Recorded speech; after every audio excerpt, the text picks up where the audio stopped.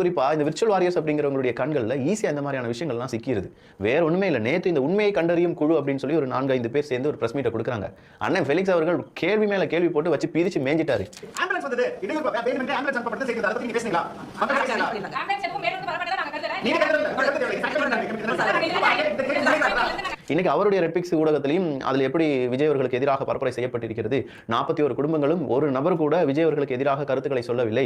அப்போ அதில் என்ன நடந்துச்சு, உண்மையிலேயே 7 மணி நேரம் தாமதம் இருந்துச்சா, எந்த இடத்துல இருந்து எந்த இடத்துல வர்றதுக்கு விஜய் அவர்கள் அப்படி 12 மணிக்கே வந்துருவாங்கன்னு சொன்னாங்கிற கம்ப்ளீட் எவிடன்ஸை போட்டு உடைச்சிட்டார்.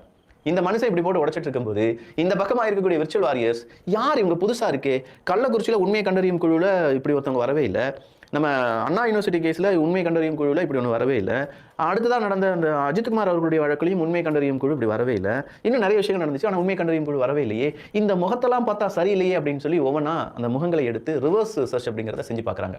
அப்படி செஞ்சு பார்க்கும்போது ஒரு நபர் டார்ச் லைட் அடிச்சவங்க, இன்னொரு நபர் திமுக கூட இருந்தவங்க, இன்னொரு நபர் அப்படின்னு சொல்லி எல்லாருடைய ஜாதகத்தையும் தூக்கிட்டாங்கயா. என்னையா இது இப்படி இருக்கீங்க விர்ச்சுவல் வாரியர்ஸ், இப்படிலாம் நீங்க டக்கு டக்கு டக்குன்னு எல்லாத்தையும் வெளியில கொண்டு வந்துட்டீங்கன்னா அவங்களால எப்படி அரசியல் பண்ண முடியும்? என்னப்பா உண்மையை கண்டறியும் குழு அப்படின்னு சொல்லும்போது அவங்க உண்மையை தான் பேசினாங்களான்னு கேட்டா ஏகப்பட்ட முரண்பாடுகள் இருந்துச்சு.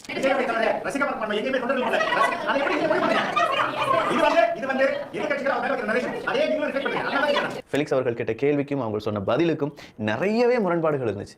எது எப்படி இருந்தாலும் ஒரு டாக்குமெண்ட்டை சப்மிட் பண்ணியிருக்காங்க. ஆனால் யார் சப்மிட் பண்ணியிருக்காங்க, அவங்களுடைய உள்நோக்கம் என்ன அப்படிங்கிறத விர்ச்சுவல் வாரியர்ஸ் பொளந்து தள்ளிட்டாங்க.